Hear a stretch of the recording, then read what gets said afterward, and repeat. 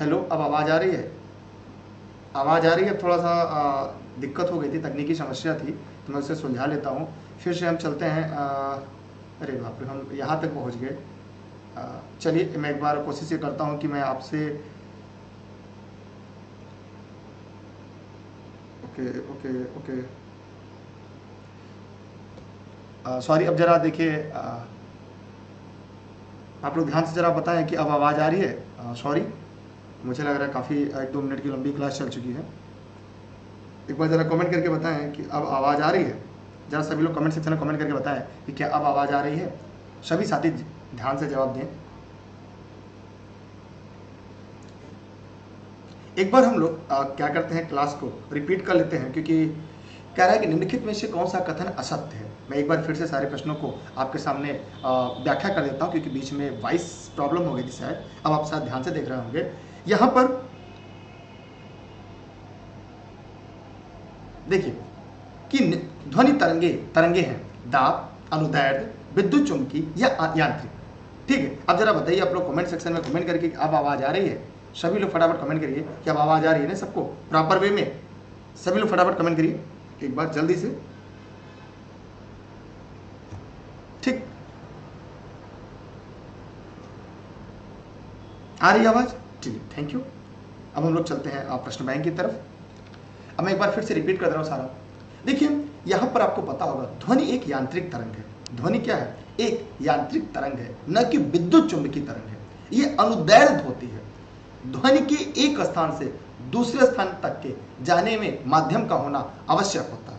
एक बात याद रखिएगा कि ध्वनि की चाल पर दाब का कोई प्रभाव नहीं पड़ता, इसलिए यहां पर यह गलत है, और जो गलत है वही आपका सही है, क्योंकि पूछा है निम्नलिखित में से कौन सा कथन असत्य है। तो ध्वनि तरंगे दाब, अनुदैर्ध्य, यांत्रिक होती हैं, लेकिन विद्युत चुंबकीय नहीं होती। ध्वनि एक यांत्रिक तरंग है, न कि विद्युत चुंबकीय तरंग है।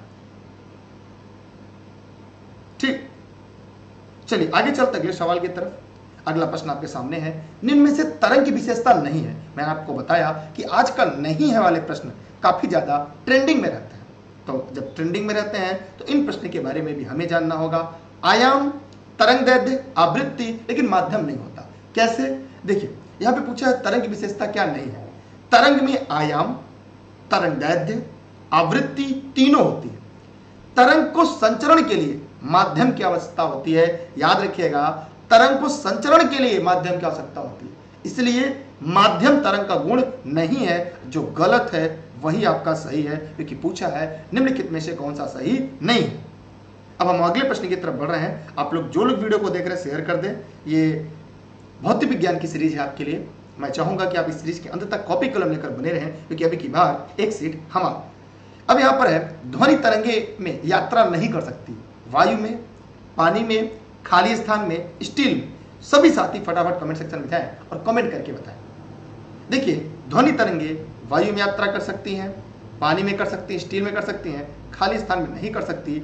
इसलिए इस प्रश्न का जो सबसे सही उत्तर होगा वो आपका होगा सी, माने यहाँ पे जो गलत है वही आपका सही होगा। तो सब लोग को समझ में आ गया, जितने लोग इस वीडियो को यहाँ पर लाइव देख रहे हैं सभी लोग फटाफट कमेंट सेक्शन में कमेंट करके बताएं। चलते हैं हम एक और अगले सवाल की तरफ, एक और अगले प्रश्न की तरफ। अगला है ध्वनि को मापने के लिए कौन से यूनिट का उपयोग किया जाता है। ये बहुत ही इंपॉर्टेंट सवाल है, और मैं उम्मीद करता हूं कि ऐसा सवाल है जो आपकी परीक्षा में पूछा जाता है और लोग गलती कर जाते हैं। डेसिबल, हर्ट्ज, ओम, वोल्ट, सभी लोग जवाब जरूर देंगे। तो ध्वनि को मापने के लिए डेसिबल का प्रयोग किया जाता है। ठीक है, डेसिबल का। मेरा सवाल आपसे है, डाप्सन किसकी यूनिट है? किसकी इकाई मात्रक है? किसकी इकाई मात्रक है? जितने भी साथी इस वीडियो को देख रहे हैं कमेंट बॉक्स में जाकर कमेंट करके बताएंगे कि जितने भी साथी देख रहे हो बना है, डॉप्सन किसकी मात्रक है, वोल्ट किसका मात्रक है, हर्ट्ज किसका है, ओम किसका है। बाकी नोट्स में हम आपको पूरी तरह से उपलब्ध करा देंगे, ताकि आपको यहाँ पे किसी प्रकार की दिक्कत ना हो। अगले सवाल की तरफ बढ़ते हैं। अगला सवाल आपके सामने है, कह रहा है ध्वनि के नाप की यूनिट क्या है। तो ध्वनि के माप की यूनिट अभी जस्ट हम लोगों ने बात किया, न्यूटन, डेसिबल, सोन्स, फांस। यहाँ पर क्या होगा? डेसिबल होगा। ये बहुत ही यूनिक प्रश्न है, ठीक, हम आगे चलते हैं अगले सवाल की तरफ। अगला सवाल आपके सामने है, जोर से निकलने वाली आवाज, जोर से निकलने वाली आवाज और अनिमेष आवाज का कारण क्या है? सभी लोग जवाब जरूर देंगे, जितने भी लोग इस वीडियो को देख रहे हैं। कम आवृत्ति, उच्च आवृत्ति, संक्रमित वोकल कार्ड, कमजोर वोकल कार्ड। तो यहां पर इस प्रश्न का अगर सही जवाब की तरफ हम बढ़ेंगे तो यहां पर इस प्रश्न का होगा उत्तर उच्च आवृत्ति। क्या होगा?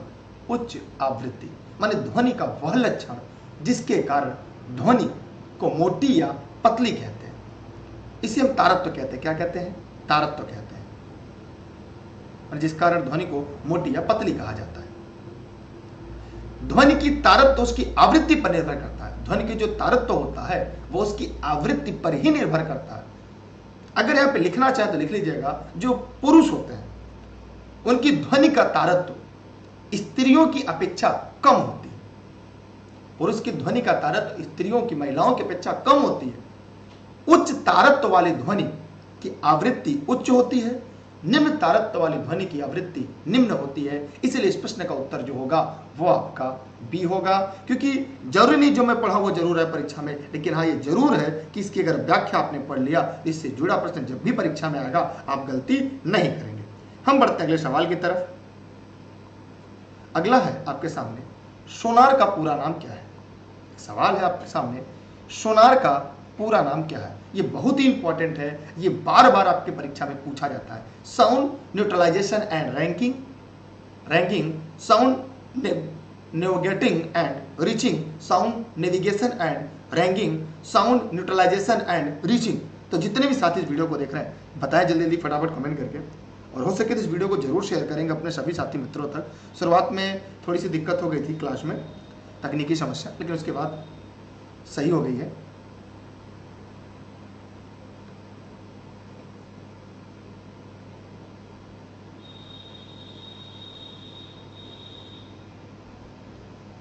चलिए हम लोग बढ़ते हैं अगले सवाल की तरफ, मतलब इसकी व्याख्या की तरफ। यहां होगा साउंड नेविगेशन एंड रैंकिंग, मतलब यहां इस प्रश्न का उत्तर सी होगा। देखिए सोनार में साउंड नेविगेशन एंड रैंकिंग, सोनार एक ऐसी युक्ति है, एक ऐसा तरीका है, एक यंत्र ऐसा कह सकते हैं, एक तकनीक ऐसा है जिसमें जल में स्थित पिंड जो होते हैं उनकी दूरी, दिशा, चाल मापने के लिए पराध्वनि तरंगों का उपयोग किया जाता है। सोनार एक प्रेषित तथा एक ससूचक होता है। इसे किसी भी नाव या जहाज पर लगाया जाता है।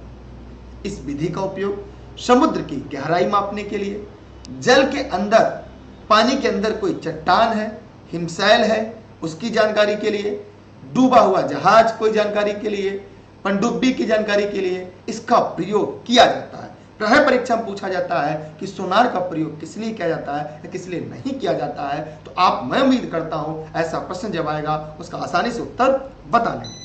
अब हम इसके एक और अगले सवाल की तरफ आपके साथ ही चलते हैं। अगला सवाल आपके सामने है, द्वितीय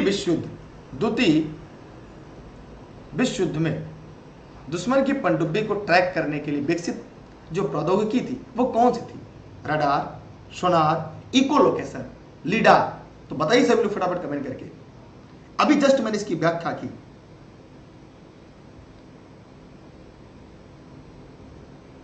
ठीक,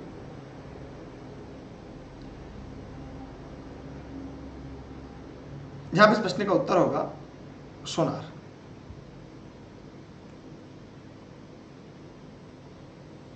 ठीक, आगे चलते अगले सवाल की तरफ। रडार का फुल फॉर्म यहां पे क्या होगा? सेम प्रश्न है, मैं चाहूंगा कि आप लोग इस प्रश्न का जवाब आसानी से दे लेंगे, जितने भी लोग देख रहे हैं। सेम प्रश्न है, कोई इसमें अंतर नहीं है, कोई अलग से आपको कुछ बताना नहीं है। रडार का फुल फॉर्म क्या होगा? सभी लोग फटाफट कमेंट करके बताइए। सोनार हो गया, अब रडार। सभी साथी जरूर बताइएगा। रेडियो डिटेक्शन एंड रैंकिंग, ये हो गया आपका radar. Radio detection and ranking का संक्षिप्त रूप है। रडार सूक्ष्म तरंगों का उपयोग करके शत्रु के जलयान अर्थात दुश्मन के जलयान वायुयान का पता लगाता है। ये घूमते हुए एरियल के द्वारा तरंग भेजता है जो वायुयान जलवान से परावर्तित होकर वापस आ जाता है। तो उसका जो समय अंतराल को ज्ञात करके जलयान की दूरी ज्ञात की जा सकती है, जहाज की दूरी ज्ञात की जा सकती है। तरंग जितने क्षेत्र की स्कैनिंग करती है उसका चित्र भी रडार के पर्दे पर आ जाता है। इसलिए ठीक है, इसलिए इस प्रश्न का उत्तर डी है। ठीक, अब हम इसके आगे चलते हैं।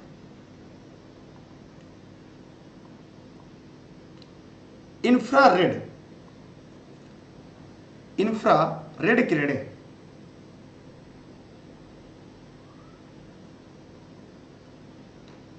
क्या है? देखिए, जो सिलेबस का कंप्लीट हो चुका है वो ई लर्निंग विद रिगेश के यूट्यूब चैनल पर उपलब्ध है। सब निःशुल्क क्लास है, ये भी निःशुल्क क्लास है। आपको अभी अगर आपको नहीं मिल रहा होगा तो 1-2 दिन के अंदर हम सब आपके लिए उसकी जो पूरी प्लेलिस्ट है वो बनाकर उपलब्ध करा देंगे ताकि आपके अध्ययन अध्यापन में कोई समस्या ना हो। दूसरी, कोई बार बार मैसेज कर रहा है कि नोट्स नहीं है, तो भैया ऑनलाइन क्लास के जो नोट्स है उस सभी ग्रुप में पढ़ चुके हैं। आपने ध्यान नहीं दिया होगा तो टेलीग्राम को ध्यान से देखिएगा, सारे उसी दिन पढ़ जाते हैं। ठीक है, तो अगर आपको नहीं दिख रहा होगा तो उसमें आपकी गलती है।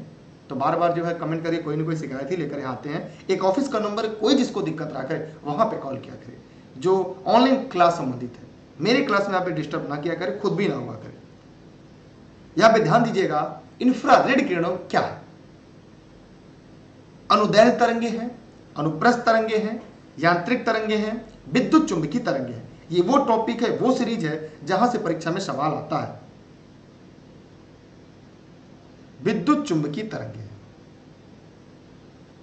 अर्थात यहां इस प्रश्न का उत्तर क्या होगा? डी होगा। दृश्य प्रकाश के अतिरिक्त कुछ ऐसी भी तरंगे निकलती हैं जिन्हें देख नहीं सकते। दृश्य प्रकाश के अलावा भी बहुत सारी ऐसी तरंगे निकलती हैं जिन्हें हम देख नहीं सकते, उनका अनुभव कर सकते हैं। जैसे गामा किरणें हुई, अवरक्त किरणें हुई, परावैंगनीय किरणें हुई, एक्स किरणें हुई, रेडियो तरंगे हुई। लेकिन ये सभी विद्युत चुंबकीय तरंगे हैं। लिखना चाहे लिख लीजिएगा, अवरक्त किरण, गामा किरण, एक्स किरण, परावैंगनीय किरण, रेडियो तरंग, ये सब विद्युत चुंबकीय तरंग है। सूर्य के प्रकाश के 7 रंगों में लाल रंग की आवृत्ति से कम आवृत्ति की तरंगों को अवरक्त किरणें कहते हैं। रट लीजिएगा, क्योंकि ये परीक्षा में बार बार पूछे जा सकते हैं। और बैगनी रंग की आवृत्ति से अधिक आवृत्ति की तरंग को परावैंगनी किरणें कहते हैं। रट लीजिएगा, फिर मत कहिएगा कि परावैंगनी किरण में और अवरक्त किरण में क्या अंतर है। लाल रंग की आवृत्ति से कम आवृत्ति के जो किरण होते हैं, तरंग होते हैं, उन्हें अवरक्त किरणें कहते हैं। बैगनी रंग से जो ज्यादा होते हैं, जिसकी आवृत्ति तरंगों की ज्यादा होती है, उन्हें परावैंगनी किरणें कहते हैं, अल्ट्रावायलेट रेज कहते हैं। ये दोनों ही प्रकार की किरणें हमें दिखाई नहीं देती, इसलिए इन्हें हम विद्युत चुंबकीय तरंगे कहते हैं। ये रट लीजिएगा। ठीक, आप चाहे तो इसकी स्क्रीनशॉट ले लीजिएगा। अगला सवाल आपके सामने है, निम्नलिखित में से किस प्रकार की किरणें पृथ्वी के वायुमंडल में प्रवेश नहीं पाती? दृश्य प्रकाश, एक्सरे, परावैंगनी किरणें, रेडियो तरंगे। सभी लोग फटाफट कमेंट सेक्शन में जाइएगा और कमेंट करके बताइएगा। वायुमंडल में प्रवेश नहीं कर पाती, सभी लोग फटाफट कमेंट करिए। यार वीडियो को शेयर कर दिए, जितने भी साथी इस वीडियो को देख रहे हैं। पैसे नहीं कटेंगे आपके।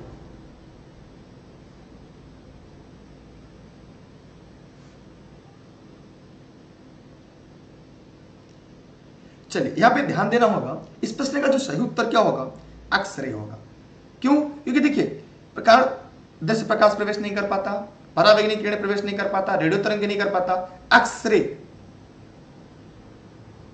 तो यहां पर इस प्रश्न का उत्तर क्या होगा? ये 3 कर पाते, ये नहीं कर पाता। तो यहां पूछा है, एक्स किरणें पृथ्वी के वायुमंडल में नहीं प्रवेश कर पाती। इन किरणों को उनके अन्वेषक के नाम पर रॉडजल किरणें कहते हैं। उनके अन्वेषक के नाम पर क्या कहते हैं? रॉडजल।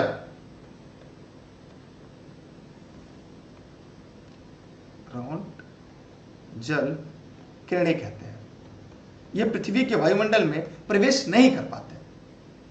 इनकी तरंग दैर्ध्य की बात करें तो 10 से लेकर 0.1 नैनोमीटर होती है। ये किरणें चिकित्सा में इस्तेमाल की जाती हैं सबसे ज्यादा, ठीक है।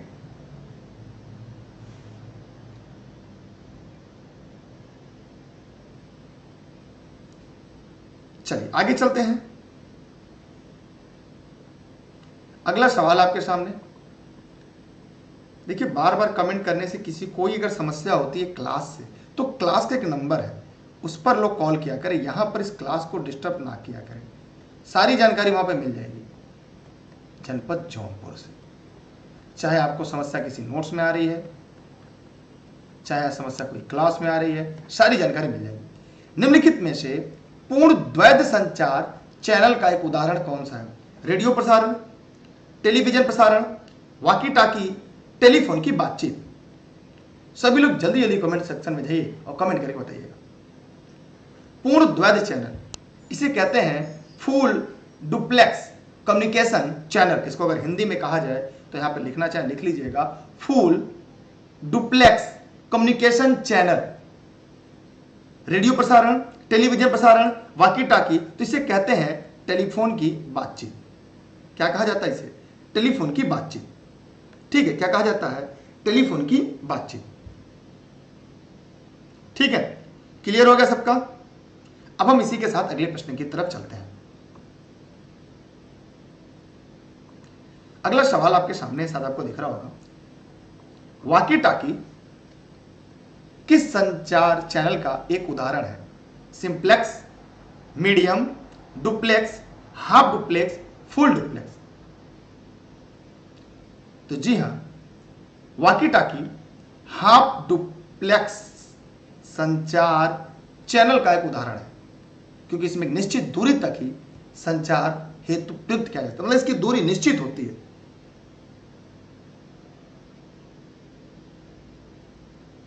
ठीक, अब हम चलते हैं अगले सवाल की तरफ।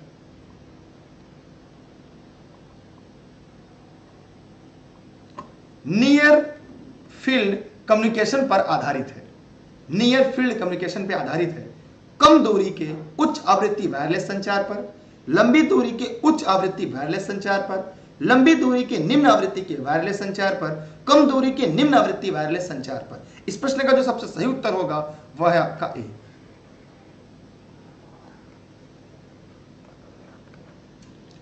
मानी नियर फील्ड कम्युनिकेशन निकट क्षेत्र का एक मानक है, जिसकी मदद से स्मार्टफोन या अन्य उपकरण से एक दूसरे से स्पर्श करके करीब लाकर रेडियो संचार स्थापित किया जाता है। अब हम इसी के साथ अगले प्रश्न की तरफ बढ़ते हैं।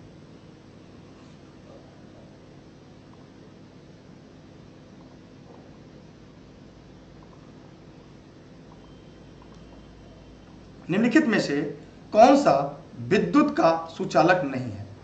ये एक यूनिक सवाल है, इंपॉर्टेंट है, यहां सबके परीक्षा में सवाल आते हैं, तो मैं चाहूंगा कि आप लोग सीरियस होकर पढ़ें और सारे प्रश्नों का जवाब दें, और ये मानकर बैठिएगा कि आप लाइव क्लास में बैठे हैं, या ये मानकर बैठिएगा परीक्षा हाल के अंदर बैठे हैं। ध्यान से, चीनी मिट्टी के बर्तन, एल्यूमिनियम, टंगस्टन, निकेल, एकदम आसान सा सवाल है। तो आपको पता होगा निकेल है, टंगस्टन है, एल्यूमिनियम है, लेकिन मिट्टी के बर्तन नहीं है। इसलिए जो आपका गलत है वही आपका सही होगा, अर्थात इस प्रश्न का सही उत्तर ए है। ये सुचालक नहीं, ये कुचालक है। माने जिन पदार्थों से होकर विद्युत आवेश सरलता से प्रवाहित होता है उन्हें चालक, ये सुचालक कहते हैं। लगभग सभी धातुएं विद्युत की सुचालक होती हैं, लेकिन अगर बात चीनी मिट्टी की करें, कागज की बात करें, लकड़ी की बात करें, रबड़ की बात करें, तो ये विद्युत का कुचालक होते हैं, ये सुचालक नहीं होते। हम अगले प्रश्न की तरफ चल रहे हैं। चांदी, तांबा, सोना, एल्यूमिनियम। चांदी, तांबा, सोना, एल्यूमिनियम, ये सभी अच्छे विद्युत रोधी हैं, ये सभी कीमती धातुएं हैं, ये सभी अच्छे सुचालक हैं, कोई समानता नहीं है। तो जितने भी साथी वीडियो को देख रहे हैं वे सभी साथी कमेंट बॉक्स में जाएं और कमेंट करके बताएं। सभी साथी जितने इस वीडियो को देख रहे हैं। किसी ने कमेंट किया सर बच्चों की तरह क्यों पढ़ा रहे हैं, क्योंकि हमें आपको सिलेक्शन दिलाना है और सिलेक्शन दिलाने के लिए हमें हर उस मेथड का प्रयोग करना होगा, क्योंकि आप जब तक सेलेक्ट नहीं होते अपने परिवार के लिए, एक शिक्षक के लिए हमेशा एक स्टूडेंट ही रहते हैं। और हम ये चाहेंगे कि आप सभी एक बार इस आगामी भर्ती परीक्षा में एक सीट अपना रिजर्व करें और आपके माता पिता भी गर्व करें और आपको भी इस बात का गर्व हो कि आपने मेहनत किया और उसका परिणाम आपको मिला। तो आइए हम इस प्रश्न में फिर से व्याख्या की तरफ चलते हैं। ये सभी अच्छे सुचालक हैं। अब इसके बारे में हम लोगों ने बात किया, एकदम आसान सा प्रश्न है। माने वे पदार्थ जिनमें विद्युत आवेश सरलता से प्रवाहित होते हैं वे सुचालक होते हैं, और सभी धातुएं। और एक बात याद रखिएगा, अम्ल, क्षार, लवण, जली विलयन, मानव शरीर, ये भी विद्युत के सुचालक हैं। रट लीजिएगा, विद्युत के अगर हम सुचालक की बात करें ना, अम्ल, क्षार, लवणों के जली विलयन, मानव शरीर, यह सभी विद्युत के सुचालक हैं। यह रटिएगा, अगर परीक्षा में आएगा तो गलती मत करिएगा, वरना कहेंगे सर आपने तो पढ़ाया ही नहीं था। ठीक, आगे चलते हैं अगले सवाल की तरफ। अगला प्रश्न आपके सामने है, एक एकीकृत परिपथ जिसमें आईसी चिप भी कहा जाता है। आईसी का फुल फॉर्म क्या होगा, कंप्यूटर सीरीज हमने पढ़ाया है। एक छोटी प्लेट पर निर्मित इलेक्ट्रॉनिक परिपथों का एक समूह है जो बना होता है कॉपर, सिलिकॉन, सिलिका, क्रोमियम। सभी लोग जवाब जरूर दीजिएगा। आइए हम ध्यान से देखते हैं इस प्रश्न का उत्तर क्या होगा। सिलिकॉन एक रासायनिक तत्व है। यह पूरी पृथ्वी पर ऑक्सीजन के बाद सबसे अधिक मात्रा में पाया जाता है। अगर पूछा जाए कि पूरी पृथ्वी पर सबसे ज्यादा क्या है तो ऑक्सीजन है, और दूसरे स्थान पर सिलिकॉन पाया जाता है। सिलिकॉन के जो यौगिक इलेक्ट्रॉनिक अवयव साबुन, सीसा, कंप्यूटर चिप्स में इस्तेमाल किए जाते हैं। सिलिकॉन की खोज किसने किया था, कोई बता सकता है? सिलिकॉन की खोज किसने किया था? स्वीडन के रसायन शास्त्री थे। कोई कमेंट करके बता सकता है? स्वीडन के रसायन शास्त्री थे जिन्होंने सिलिकॉन की खोज की थी, जॉन्स जैकब बर्लियस। लिख लीजिएगा, सभी लोग लिख लीजिएगा, जॉन्स जैकब वर्जिलियस।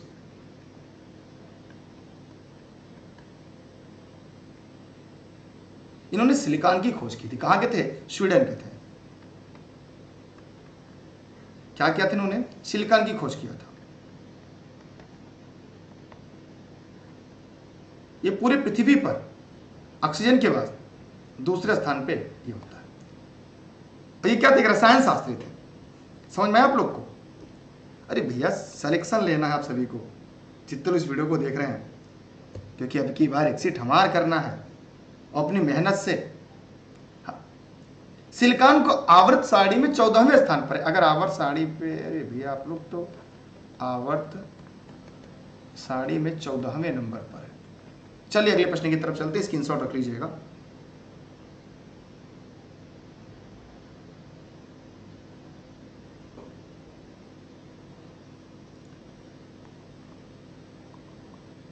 चलिए, किसी विद्युत सर्किट के दो बिंदुओं के मध्य एक इकाई आवेश के स्थानांतरण में हुआ कार्य कहलाता है। देखिए बहुत सारे लोग ऑनलाइन क्लास में पढ़ रहे हैं, वो अचानक से साल 2 साल बाद जग जाते हैं और अचानक से प्रश्न डाल देते हैं। उनको बार बार ये कहना पड़ता है कि लाइव क्लास में केवल क्लास के अलावा हम अन्य टॉपिक बात नहीं करते। अगर आप क्लास नहीं पढ़ पाते, 1 महीने 2 महीने बाद कहते हैं कि अरे पिछला क्लास कहाँ गया, तो आपकी जिम्मेदारी है। अगर आप लेट से पढ़ रहे हैं, क्लास आपका इंतजार नहीं करता, समय आपका इंतजार नहीं करता, तो उनको बार बार हम कहेंगे। एक फिर से मैं यहाँ पे नंबर लिख रहा हूँ, कोई भी समस्या किसी को हो, किसी भी प्रकार की, यहाँ पे जब बात करेगा तो सारी समस्याओं का निराकरण हो जाएगा। सबके काम अपने अपने बटे होते हैं, ठीक है। यहाँ पे कोई भी समस्या होगी आप यहाँ पे बात करेंगे, जिसको समस्या आ रही है सारी समस्याओं का निराकरण यहाँ पे हो जाएगा। चाहे वो आपकी नोट से संबंधित समस्या आ रही हो, क्लास से रही हो, सब कुछ आपको पता चल जाएगा। लेकिन क्लास को कोई डिस्टर्ब ना करे, क्योंकि मुझे भी ये चीजें पसंद नहीं रहती।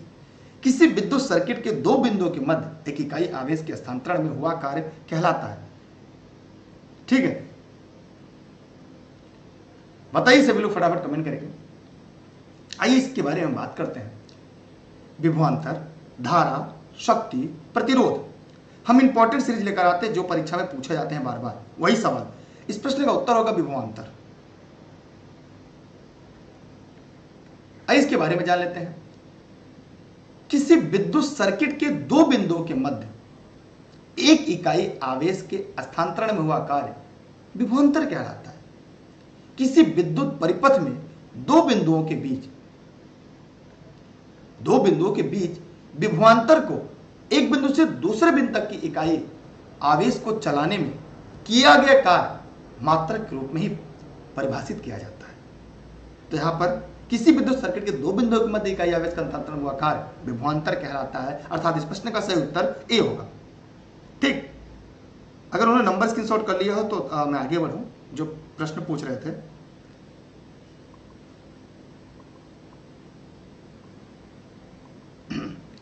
सर्किट में बिजली के प्रवाह करंट का पता लगाने हेतु निम्नलिखित में से किस उपकरण का प्रयोग किया जाता है? Galvanometer, anemometer, barometer, lactometer. ये चारों आपके परीक्षा के लिए उपयोगी हैं। अगर आपने लगातार क्लास पढ़ी होगी या ई लर्निंग विद दुर्गेश के नोट्स पढ़े होंगे, कोई भी किताब पढ़ी होगी मार्केट की, तो आप इन सभी प्रश्नों से परिचित होंगे। मैंने पढ़ा है गैल्वेनोमीटर का काम क्या होता है, एनीमोमीटर भी पढ़ा है, बैरोमीटर भी पढ़ा है, लैक्टोमीटर भी पढ़ा है। तो यहां पर याद रखिएगा, इस प्रश्न का उत्तर होगा बिजली के प्रवाह करंट का पता लगाने के लिए गैल्वेनोमीटर होता है। माने इस प्रश्न का सही जवाब। इसे हम धारामापी कहते हैं। इसे क्या कहते हैं? धारामापी। इसे क्या कहा जाता है? धारामापी कहा जाता है। यह एक प्रकार का अमीटर है। यह किसी परिपथ में धारा की उपस्थिति का पता करने के लिए प्रयोग किया जाता है। इस पर एम्पियर, वोल्ट या ओम का निशान नहीं लगा रहता। याद रखिएगा, इस पर एम्पियर का, वोल्ट का, ओम का कोई भी निशान नहीं लगा रहता। अब हम अगले सवाल की तरफ बढ़ रहे हैं। कौन प्रश्न टाइप करके फिर से गायब हो गया? सन 1902 में पहली बार बड़े पैमाने पर विद्युत एयर कंडीशनिंग का आविष्कार और उसका प्रयोग किसके द्वारा किया गया?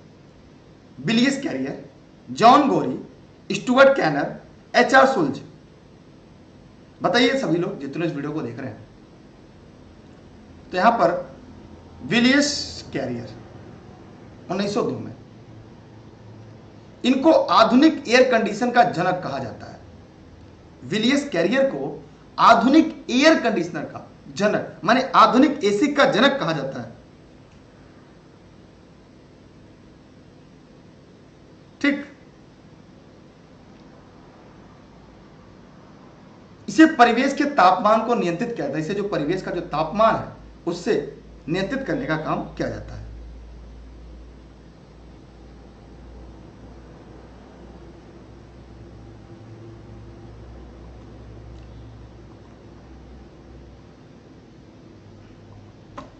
बिजली के एक सेल में कितने टर्मिनल होते हैं? 3, 4, 2, 1। बताइए, बिजली के एक सेल में कितने टर्मिनल होते हैं? 2 होते हैं। मतलब विद्युत सेल एक ऐसी डिवाइस है जो विद्युत उपकरण को कार्य करने के लिए विद्युत ऊर्जा की आपूर्ति करता है। लगभग सभी विद्युत सेल में 2 टर्मिनल लगे होते हैं। एक धनात्मक होता है, दूसरा ऋणात्मक होता है।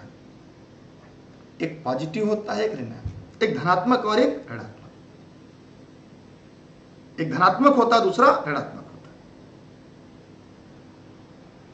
ठीक, 2 टर्मिनल लगे होते हैं। एक धनात्मक टर्मिनल होता है, दूसरा ऋणात्मक। आगे चलते अगले सवाल की तरफ।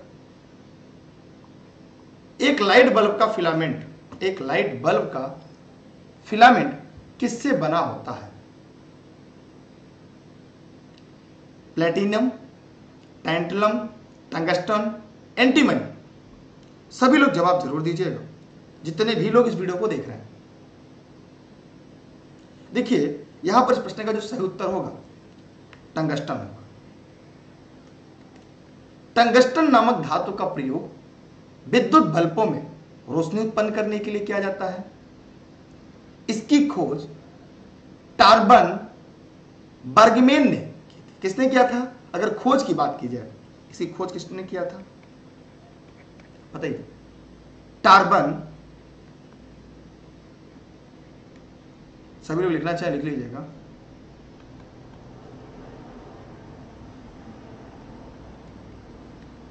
टार्बन ने किया था, बर्गमैन, टार्बन बर्गमैन ने कब किया था? 1781 में। अगर इसके गलनांक की बात की जाए, अगर इसका गलनांक किया जाए तो ये 3422 और क्वथनांक इसका 5555 सेल्सियस है। विद्युत बल्ब उद्युत के द्वारा प्रकाश उत्पन्न करता है। गर्म होने के कारण प्रकाश का उत्सर्जन उद्दीप्त कहलाता है। विद्युत बल्ब में टंगस्टन का बना हुआ एक पतला तंतु होता है, जिससे होकर जब विद्युत धारा बहती है तो गर्म होकर प्रकाश देने लगता है। इसलिए इस प्रश्न का उत्तर सी है।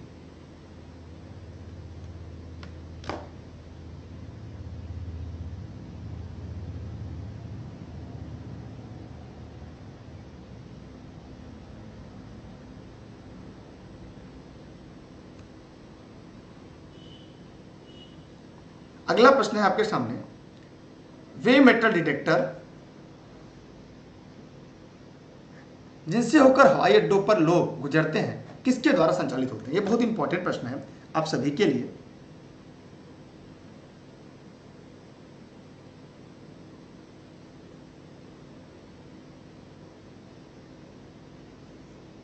सभी लोग फटाफट कमेंट करके बताइए।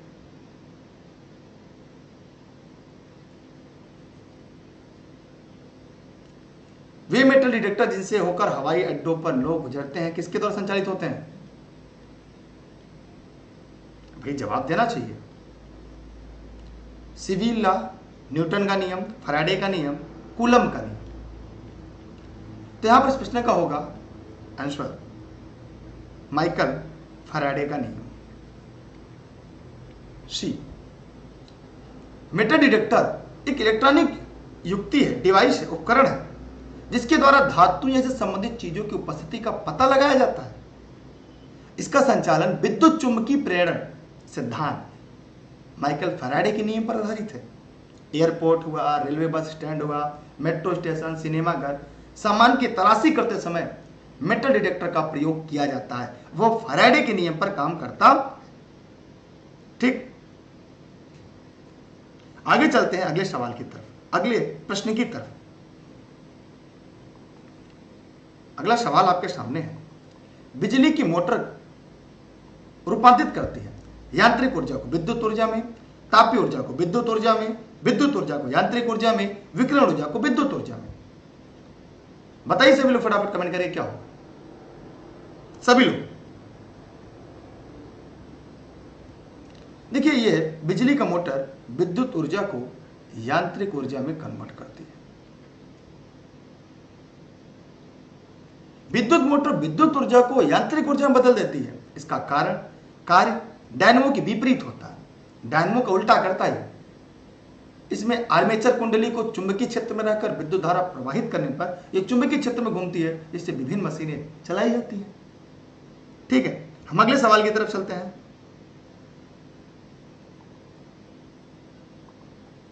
निम्नलिखित में से कौन सा उपकरण रासायनिक ऊर्जा को विद्युत ऊर्जा में परिवर्तित करता है? ट्रांसफार्मर, बैटरी, इलेक्ट्रिक जनरेटर, पहिया।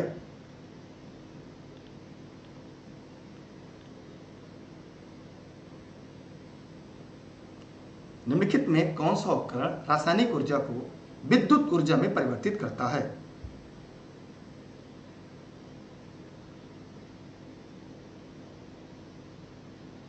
ठीक, देखिए, जो लाइव क्लास पढ़ रहे हैं इस वीडियो को फालतू की कमेंटबाजी ना करें, केवल क्लास पर फोकस करें।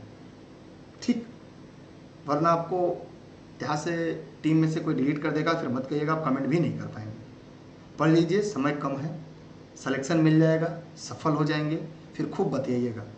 केवल अभी फोकस करिए पढ़ने पर, ताकि मैं भी डेली क्लास आपके लिए ला सकूं। अगर आप यही हरकतें रहेंगी तो मुझे आप सबको बाहर करना पड़ेगा। यहां पर इस प्रश्न का उत्तर होगा बैटरी। आप एक सरकारी नौकरी करने जा रहे हैं, उसकी गरिमा रखिए और अपने आप को एक सभ्य समाज का एक सरकारी एम्प्लॉय समझिए। बैटरी द्वारा रासायनिक ऊर्जा को विद्युत ऊर्जा में बदला जाता है या परिवर्तित किया जाता है। बैटरी कई प्रकार की होती है, किंतु सभी में 3 मूल घटक होते हैं: धनात्मक इलेक्ट्रॉन, ऋणात्मक इलेक्ट्रोड, मतलब धनात्मक इलेक्ट्रोड, ऋणात्मक इलेक्ट्रोड और इलेक्ट्रोलाइट। यहां 3 मूल घटक होते हैं: धनात्मक इलेक्ट्रोड, ऋणात्मक इलेक्ट्रोड और इलेक्ट्रोलाइट। विद्युत कोष बैटरियां रासायनिक ऊर्जा भंडारित कर इसे विद्युत ऊर्जा में उपलब्ध कराती है। इसलिए इस प्रश्न का उत्तर बी होगा।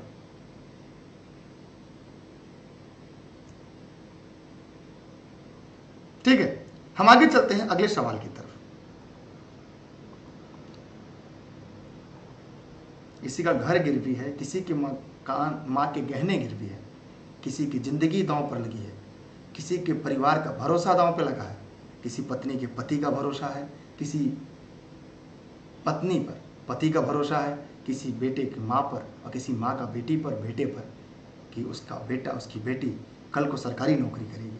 तो आप लोग अपने अंदर वो चीज़ें लेकर आए, वो झलकनी चाहिए हर जगह। और मैं उम्मीद करता हूँ आप लोग कल को सरकारी नौकरी जरूर करेंगे, लेकिन आप आज से ही कम से कम अपने अंदर वो भावना, आप बच्चे नहीं रह रहे हैं। इसका ये मतलब नहीं कि मैं आपको पढ़ाने के लिए मैं प्रयास करता हूँ हर छोटी चीज़ बताऊँ, क्योंकि परीक्षा में मुझे पता है कब कहाँ से क्या घुमा कर पूछा जाए ये नहीं कहा जा सकता। जरूरी नहीं जो मैं पढ़ा वहाँ से हुबहू है, हो सकता है जो मैं व्याख्या कर रहा हूँ वहाँ से प्रश्न आ जाए, इसलिए मैं इस बात का विशेष ध्यान रखता हूँ। बाकी आपकी मर्जी, आपके पास समय बहुत है और कुछ भी नहीं है। सफल हो जाएंगे तो लोग वाह वाह कहेंगे, लेकिन आप सफल नहीं होंगे तो आप अपने द्वारा किए गए प्रत्येक हरकत पर प्रत्येक दिन रोएंगे। आपका आज कल का भविष्य होता है। चलते हैं अगले प्रश्न की तरफ। किसके द्वारा एसी को डीसी में बदला जाता है? मेरा सवाल आप सभी से है, इस एसी का फुल फॉर्म क्या होगा जो बिजली के लिए इस्तेमाल किया जाता है? ये एयर कंडीशनर वाला नहीं, इस डीसी का फुल फॉर्म क्या होगा जो बिजली के लिए इसका इस्तेमाल किया जाता है, विद्युत के लिए जिनका प्रयोग किया जाता है। बहुत सारे लोग हैं जो प्रतिदिन क्लास का इंतजार करते हैं, पढ़ते हैं। बहुत सारी गृहिणी हैं जो नहीं देख पाती, बाद में देखते हैं, तो वो आपकी जब बकवास देखेंगे तो उनको कैसा फील होगा। आइए देखते हैं इस प्रश्न का उत्तर क्या होगा। Condenser, rectifier, amplifier, filter. तो रेक्टिफायर इसे हम दिष्टकारी कहते हैं। इसे हम क्या कहते हैं? हिंदी का अगर हम बात करें इसे दिष्टकारी कहते हैं। इसे हम दिष्टकारी के नाम से जानते हैं। ये प्रत्यावर्ती धारा एसी को डीसी, प्रत्यावर्ती धारा को दिष्ट धारा में बदलने का कार्य करती है। रेक्टिफायर एसी को डीसी में बदल देती है, लेकिन डीसी को एसी में इन्वर्टर बदलता है। ध्यान दीजिएगा, डीसी को एसी में इन्वर्टर बदलता, याद रखिएगा सभी लोग।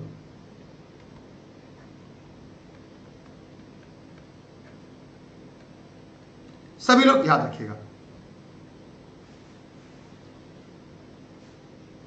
आगे बढ़ते अगले सवाल की तरफ।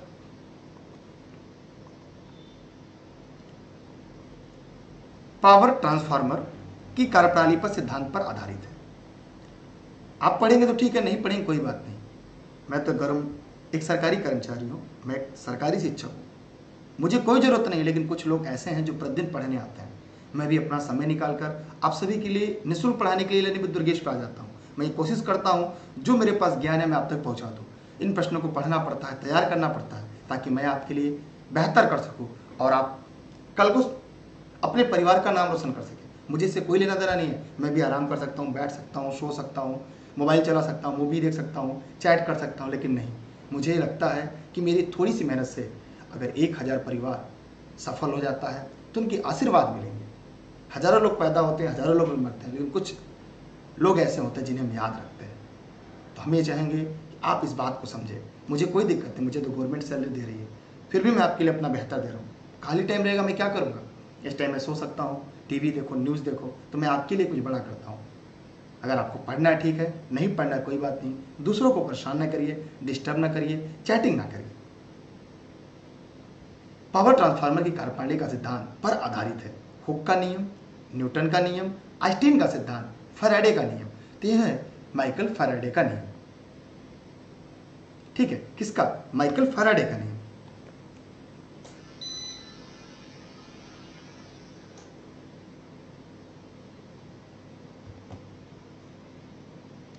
चलिए आगे चलते हैं, हम लोग इसकी व्याख्या देख लेते हैं आपके साथ।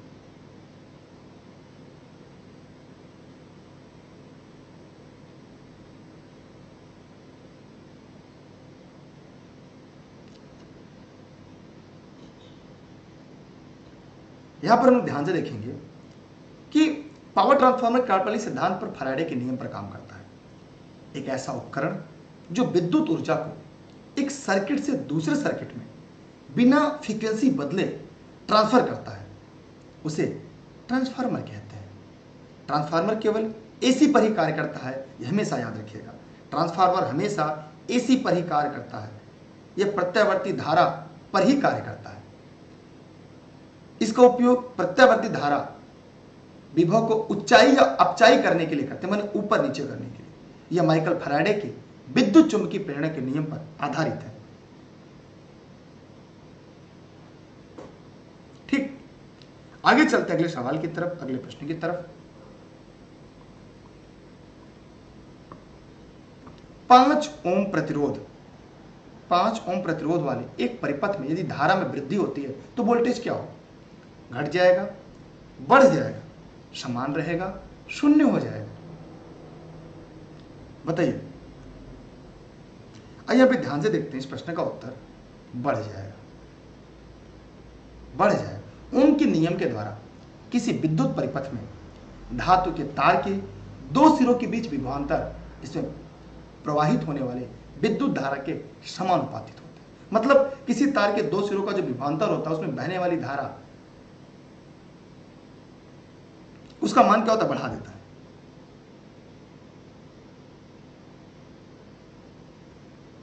ठीक, इस प्रश्न का उत्तर क्या होगा? बी। अगला है आइंस्टीन का विशेष सापेक्षता का सिद्धांत सबसे पहले किस काल में प्रस्तावित किया गया था? 1915, 1905, 1947, 1906। ये बहुत इंपॉर्टेंट है, मैं चाहूंगा इस प्रश्न का जवाब जरूर दीजिएगा। अल्बर्ट आइंस्टीन विशेष सापेक्षतावाद का सिद्धांत, थ्योरी ऑफ स्पेशल रिलेटिविटी, यहां पर 1905 इस प्रश्न का उत्तर होगा। 1915 में सामान्य सापेक्षतावाद के सिद्धांत प्रस्तुत किए गए थे अल्बर्ट आइंस्टीन के द्वारा। हम बढ़ते हैं अगले सवाल की तरफ। किस भारतीय शोधकर्ता ने हाल ही में आइंस्टीन की द्रव्यमान ऊर्जा समीकरण E बराबर mc स्क्वायर को अपर्याप्त और केवल कुछ परिस्थितियों के तहत ही वैध के तौर पर विवादग्रस्त कहा है? वासुदेव मुकुंद, राजेंद्र पचौरी, अजय शर्मा, कृष्णा पालम।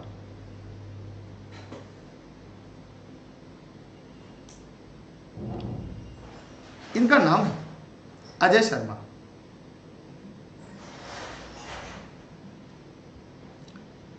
भारतीय शोधकर्ता अजय शर्मा हाल में अल्बर्ट आइंस्टीन के E बराबर mc स्क्वायर और न्यूटन आर्किमिडीज द्वारा दिए गए भौतिक के मौलिक नियम को पूर्ण रूप से सत्य मानने से इनकार कर दिया। उनका मानना था तीनों वैज्ञानिक नियम कुछ विशेष परिस्थितियों में ही सत्य माने जा सकते हैं। हम आगे बढ़ते हैं अगले प्रश्न की तरफ। शायद आपको दिख रहा होगा, एक ऐसी डिवाइस जो ऊर्जा के एक रूप को दूसरे में परिवर्तित करती है, आमतौर पर ऊर्जा के प्रकार में एक संकेत को किसी अन्य संकेत में परिवर्तित करती है। Transmitter, amplifier, transducer, repeater. उसे हम ट्रांसड्यूसर कहते हैं। जब एक प्रकार की ऊर्जा को दूसरे प्रकार की ऊर्जा में बदलते हैं, एक प्रकार की भौतिक राशि के संगत में दूसरे प्रकार की भौतिक राशि का प्रदान करना करते हैं। हम बढ़ते हैं अगले प्रश्न की तरफ। आप लोग टाइम से डेली क्लास जुड़ जाया करिए। क्लास की जो लिंक है आपको टेलीग्राम पर मिलेगी। मैं बार बार आपको बताया हूँ, टेलीग्राम पर अगर अभी तक नहीं जुड़े हैं तो दुर्गेश सर सर्च करिएगा, ई लर्निंग विद दुर्गेश आएगा, उससे आप लोग ज्वाइन कर लीजिएगा। सभी क्लास निःशुल्क आप लोग को मिलेगी, देश हित में, राष्ट्र हित में। जल्द ही आप लोग को और भी क्लासेज हम उपलब्ध कराने का पूरा प्रयास कर रहे हैं ताकि और बेहतर हम कर सके। डायोड को एक के रूप में प्रयोग किया जाता है, रेक्टिफायर, एम्पलीफायर, मैग्नीफायर, प्यूरीफायर। अभी हम लोगों ने पढ़ा था, तो डायोड को एक रेक्टिफायर के रूप में प्रयोग किया जाता है। एसी वोल्टेज को डीसी वोल्टेज में बदल देता है। ठीक, देखिए दृष्टकारी बनाने के लिए ठोस अवस्था में डायोड, निर्वात ट्यूब डायोड, सेलियन डायोड, इन सब का प्रयोग किया जाता है। आज क्वेश्चन सही नहीं हो रहे, कल सही होंगे। आज पढ़ लिया आपने ना, कल परीक्षा में आएंगे गलत तो नहीं होगा ना। आप इसलिए पढ़ने आ रहे हैं कि आप सीखें, हर दिन कुछ नया सीखें। हमारा उद्देश्य है कि हर दिन आप नया सीखें। ये सिलेक्टेड हैं जो एनसीईआरटी के हैं, जो पिछले उत्तर प्रदेश में कम से कम 15 सालों में बार बार पूछे जाने सवाल हैं, वही प्रश्न बैंक हम आप लोग के लिए लेकर आते हैं। प्रकाश उत्सर्जक डायोड एलईडी इलेक्ट्रॉनिक उपकरणों में प्रयोग किया जाता है, जैसे टेलीविजन में छोड़ता है। एक सवाल है, एलईडी का फुल फॉर्म क्या होगा? सभी लोग कमेंट सेक्शन में जवाब जरूर देंगे। परावैंगनिक किरणें, एक्सरे, रेडियो तरंगे, दृश्य प्रकाश। तो यहां पर इस प्रश्न का उत्तर क्या है बताइए जल्दी। परावैंगनिक किरणें, ए इसका सही है। एलईडी एक अर्धचालक डायोड होता है। ये क्या होता है? अर्धचालक डायोड होता है, जिसमें विद्युत धारा प्रवाहित करने पर प्रकाश उत्सर्जित करता है। इसका मुख्य प्रकाशोत्पादन घटक मैलियम आर्सेनाइड होता है। यही विद्युत ऊर्जा को प्रकाश में बदलता है। इसकी क्षमता 50% से भी अधिक होती है। पारंपरिक प्रकाश स्रोतों की तुलना में बहुत उन्नत है। यह विद्युत बल्ब जो 1000 घंटे प्रकाश दे पाता है, उससे लगभग 1 लाख घंटे तक प्रकाश दे सकता है। इसलिए आज लगभग हर घर में एलईडी का ही प्रयोग किया जा रहा है। अगला सवाल आपके सामने है, रोशनी के लिए साधारण बल्ब की जगह एलईडी और सीएफएल उनकी वजह से ले जा रहे हैं। एलईडी का फुल फॉर्म क्या है, सीएफएल का फुल फॉर्म क्या है? इन दोनों का फुल फॉर्म आप कमेंट सेक्शन में कमेंट करके जरूर बताइएगा। हाँ, सभी लोग जरूर जवाब दीजिएगा।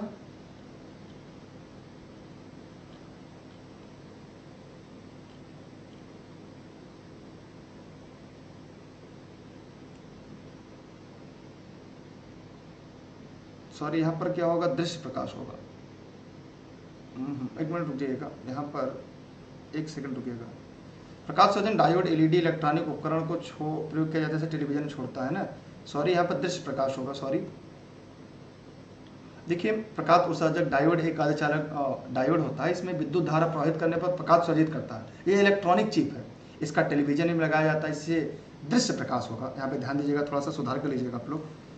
हाँ, मुझे लगा कुछ गलत हो रहा है। दृश्य प्रकाश होगा, मैं इसे फिर से समझा दे रहा हूँ। सॉरी, गलती हो गई। देखिए प्रकाश उत्सर्जक डायोड एलईडी एक अर्धचालक डायोड होता है। इसमें विद्युत धारा प्रवाहित करने पर प्रकाश उत्सर्जित करता है। यह इलेक्ट्रॉनिक चिप है, इसको टेलीविजन में लगाया जाता है। इसके द्वारा दृश्य प्रकाश उत्सर्जित होता है। डी सही है, डी सही है, डी सही है। ठीक है, आगे बढ़ते हैं अगले सवाल की तरफ। रोशनी के लिए साधारण बल्ब जगह एलईडी सीएफएल की जगह ले रहा है, बताइए क्यों?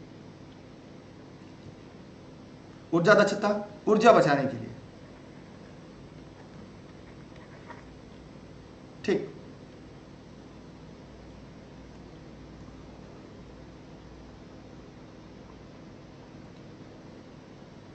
अगला सवाल है आपका, जिन पर उप परमाणु कणों में सामान्य उप परमाणु कणों से विपरीत गुण होते हैं, उन्हें किस नाम से जाना जाता है?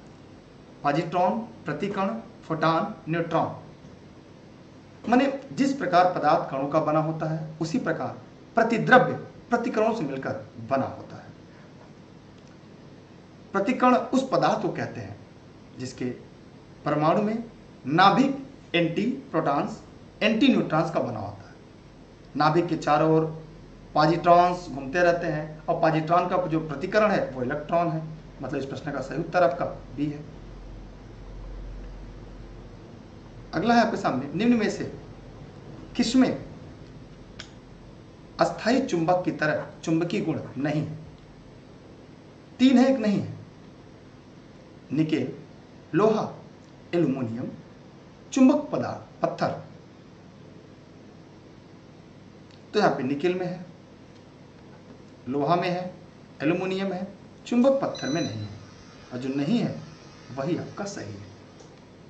चुंबक वह पदार्थ है जो चुंबकीय क्षेत्र उत्पन्न करता है। अगर हम अस्थायी चुंबक की बात करें तो ये वे चुंबक है जो चुंबकीय बल से के संपर्क हटा लेने के बाद भी उसमें काफी अधिक समय तक चुंबक विद्यमान रहता है। एल्यूमिनियम अचुंबकीय पदार्थ का उदाहरण है। लेकिन अगर हम बात करें लोहा, निकेल, लौह चुंबकीय पदार्थ का उदाहरण है। अस्थायी अगर चुंबक, वे चुंबक है जिसमें चुंबकीय बल के संपर्क हटाते चुंबक समाप्त हो जाता है, जैसे पत्थर चुंबक। इसलिए इस प्रश्न का उत्तर डी होगा।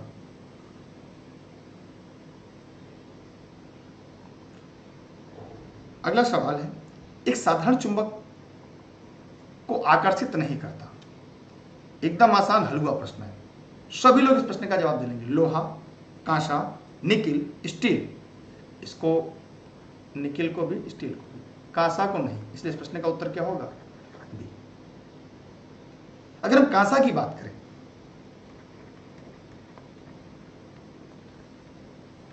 अगर हम कांसा की बात करें, इसमें क्या होता है? तांबा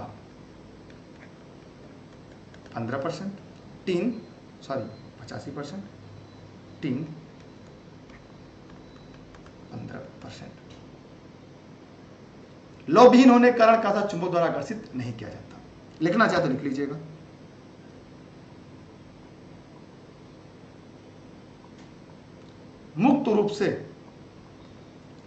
मुक्त रूप से निलंबित चुंबक किस दिशा की ओर संकेत करता है? आप लोग ई लर्निंग विद दुर्गेश के यूट्यूब चैनल पे जाइएगा, वहां पे प्लेलिस्ट बना होगा, क्रमवार रूप से टॉपिक बाय टॉपिक पूरी वीडियो बनाकर लगभग डाल दी गई है। पूरा साइंस समाप्त है, एक बार आप जाके देख लीजिएगा। हम एक बार समाप्त होता दोबारा तिबारा पढ़ाते हैं, एक बार आप लोग जाके जरूर विजिट कर लीजिएगा। हो सकता है आपका भ्रम जाल खत्म हो जाए, सभी सब्जेक्ट के। कभी एक विजिट करिए, अगर मौका मिले, अगर आपको पढ़ना हो, अगर आपको सिलेक्शन लेना हो तो जरूर जाइएगा। मुक्त रूप से निलंबित चुंबक की दिशा को संकेत करता है, ये बहुत ही यूनिक प्रश्न है। पूर्व पश्चिम, उत्तर दक्षिण, पूर्व उत्तर, तो यहाँ पे हमेशा याद रखिएगा नॉर्थ और साउथ, माने उत्तर और दक्षिण। हम ये कह सकते हैं इस प्रश्न का उत्तर भी होगा। माने चुंबक वह पदार्थ या वस्तु जो चुंबकीय क्षेत्र उत्पन्न करता है। इसके 2 ध्रुव होते हैं, उत्तरी ध्रुव, दक्षिणी ध्रुव। जब किसी चुंबक को मुक्त रूप में छोड़ दिया जाए तो वह उत्तर दक्षिण दिशा की ओर हो जाता है। ऐसे जो ध्रुव उत्तर दिशा में होता है उसे उत्तरी, और जो दक्षिण में होता है दक्षिणी। बस।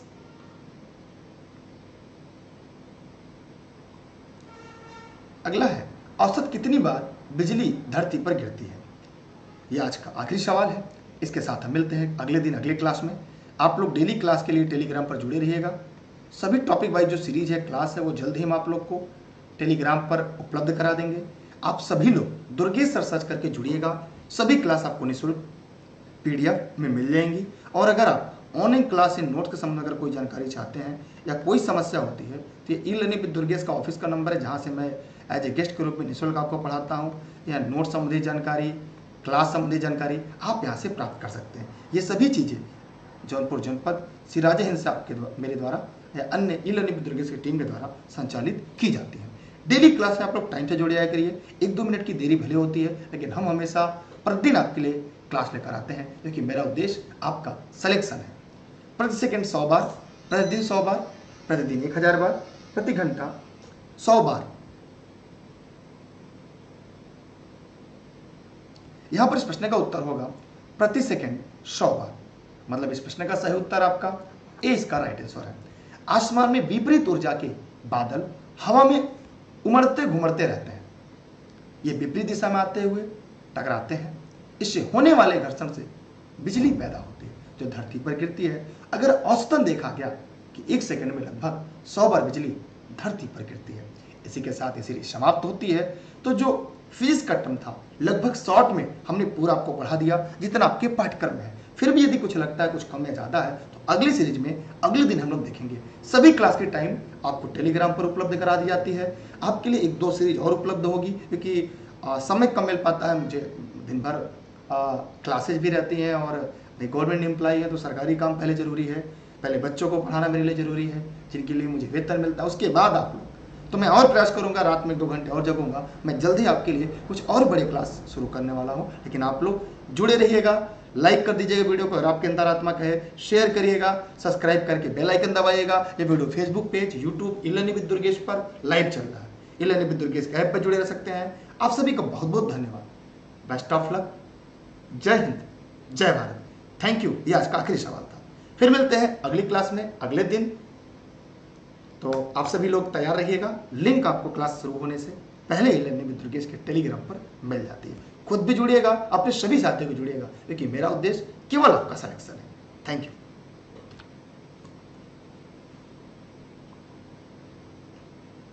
जय हिंद, जय भारत।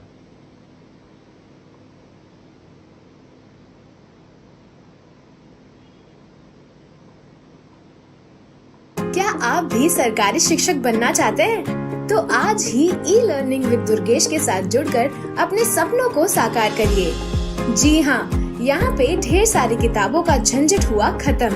अब आपको सभी शॉर्ट नोट्स हार्ड कॉपी घर बैठे ई-लर्निंग विद दुर्गेश से मिल जाएगी। और इसके साथ आप हमारे ऑनलाइन क्लासेस ज्वाइन करके भी सारी तैयारी कर सकते हैं क्योंकि अब की बार एक सीट हमारी। ऑनलाइन क्लासेस में practice sheets, model paper, online live और रिकॉर्डेड सेशन और पीडीएफ नोट्स भी। ई-लर्निंग विद दुर्गेश का ऐप प्ले स्टोर से डाउनलोड करें और शुरू कीजिए अपनी लर्निंग जर्नी।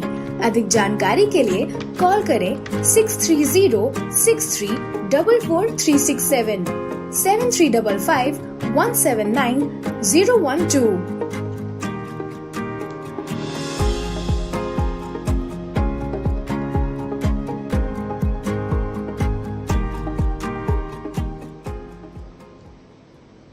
क्या आप भी सरकारी शिक्षक बनना चाहते हैं? तो आज ही ई-लर्निंग विद दुर्गेश के साथ जुड़कर अपने सपनों को साकार करिए। जी हाँ, यहाँ पे ढेर सारी किताबों का झंझट हुआ खत्म। अब आपको सभी शॉर्ट नोट्स हार्ड कॉपी घर बैठे ई-लर्निंग विद दुर्गेश से मिल जाएगी। और इसके साथ